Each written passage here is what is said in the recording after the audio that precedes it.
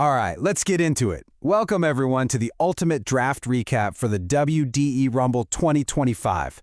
The rosters are set, the trash talk has begun, and we are here to break down every single move. We're going to look at the genius picks, the absolute steals, and yeah, some of those picks that just make you scratch your head. You know, we have to kick things off with this quote because it perfectly sums up draft day, doesn't it? Some people show up with a game plan ready to dominate, and others, well, it looks like they were ordering a venti latte while the clock was ticking down. So let's find out who was laser-focused and who was on a coffee break. So here's how we're going to break it all down today. We're going to go division by division. Raw, SmackDown, WCW, and NXT. We'll look at who did what, and then we'll wrap it all up with our final verdict on who's taking home the division crowns. Simple as that. Okay, kicking things off with the Raw division. And wow, this one looks like a story of one absolute powerhouse and a couple of teams that, well, they might be in for a very, very long season. Just look at these numbers. It tells you everything you need to know. The Outlaws walk away with an A+ grade and a projected 11-3 record. That is dominant. Meanwhile, you've got Jake the Snake and the program projected for a combined, 4 wins? The jab here is just massive right from the jump. And here's why those grades are so different. It really comes down to moments like these. The Outlaws absolutely stole Jalen Hurts at pick 42. Getting a guy with his kind of rushing upside in the 4th round, that's how you win leagues. On the other hand, the program reached pretty hard for CJ Stroud, who kind of slumped last year. Taking him that far ahead of his ADP, that's a tough look. But you know, it's not all bad news. Value can be found everywhere. The Outlaws nabbed Crosby Merritt in the 7th, and he's already looking at getting snaps in Week 1. Even Jake the Snake found a potential workhorse in Ray Davis way down in the 14th round. And hey, the program might have hit on Jackson Smith-Njigba. People forget he quietly snagged 100 balls last year. That's a potential gem. So, after all that, is there really any surprise here? Nope.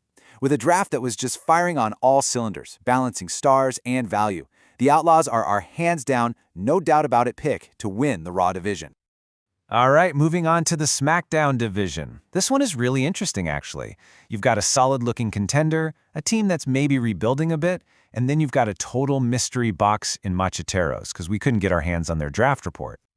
So, the Texans put together a decent C+ draft, and they're projected to have a winning season at 9-5. Player 456, a little rough with a D+. But look at this. The elephant in the room is Macheteros. We don't have a grade for them, but the projections have them at 11-3. If that holds, they're the team to beat. Let's talk about the best move here. It has to be Texans getting Jonathan Taylor at pick 20. A true workhorse running back who just churns out yards, over 1,400 last season. That's a safe, league-winning type of pick. Compare that to player 456 reaching for Ricky Pearsall. Yeah, he had a nice finish, but it was a rocky rookie year. It's that classic debate, proven production versus risky potential. And check out these late-round lottery tickets. Texasians snagged Jawan Jennings in the 11th, a guy who actually became a full-time starter for that high-powered 49ers offense. Then you've got player 456 finding Tyrone Tracy Jr. in the 17th round. A converted wide receiver who's already won a starting job. That's just beautiful draft work. Okay, this is a tough one to call. Macheteros is looming out there with that big projection, but we can only go off the data we have. And based on the drafts we can actually see and analyze, the Texans built a really solid, competitive team. So we're giving them the slight edge to take the SmackDown crown. Now get ready for this. We're heading to the WCW division, and this is an absolute battleground. We have 2 teams here that both came away with A- grades. This is going to be a clash of the Titans all season long. And talk about a division of haves and have-nots. My goodness, you've got the Nashville Ninjas and Bring It, both looking like juggernauts, projected for 11-10 wins. And then you have the Football-Laws, projected for a 1-13 season. Oof, it's going to be a long, long year for them.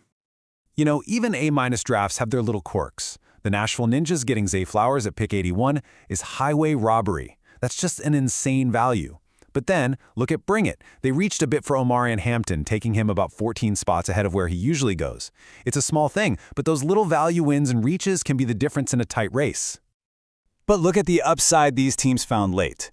Bring it. Got RJ Harvey, who fell into a perfect spot in Denver. He could be a fantasy starter from day one. And you got to give credit where it's due. Even the footballists found an absolute gem in Justin Fields in the 12th round. His legs give him such a safe weekly floor, but if he hits, the ceiling is massive. Man, this is easily the toughest call we have to make. Both the Ninjas and Bring It drafted incredibly well. But when it's this close, you got to look at the projections. The Nashville Ninjas have a tiny edge in their projected record and points total. So in this photo finish, we're giving the nod to the Ninjas. And here we go, our final stop on this tour, the NXT division. This one's a really fun mix. We've got some solid, if not spectacular drafts, and, you guessed it, another mystery team, Willie Beeman, who's lurking in the shadows. What really jumps out here is how close it could be. Time to Win leads the teams we have grades for with a respectable C, projected at 9 and 5. Orange Nation is a little farther back. But then there's Willie Beeman, also projected at 9 and 5.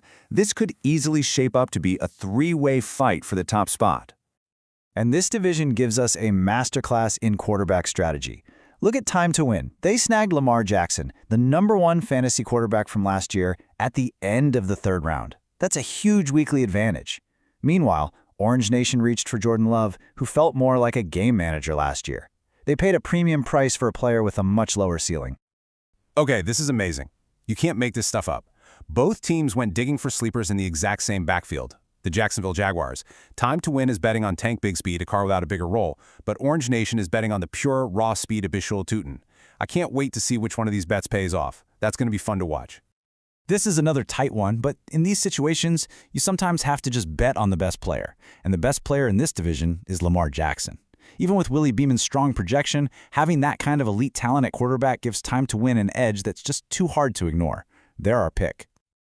And there you have it. After breaking down every team, here are your 4 predicted division champions. For Raw, it's the Juggernaut Outlaws. For SmackDown, the solid and steady Texations. In that brutal WCW division, we've got the Nashville Ninjas. And rounding it out in NXT, it's the Lamar Jackson-led Time to Win. So that's a wrap on our draft recap. The rosters are set, the predictions are locked in, but now the real question is which of these 4 teams, or maybe a dark horse, has what it takes to win the whole thing. The season is long and anything can happen. Good luck to everybody in the league. It's going to be a blast.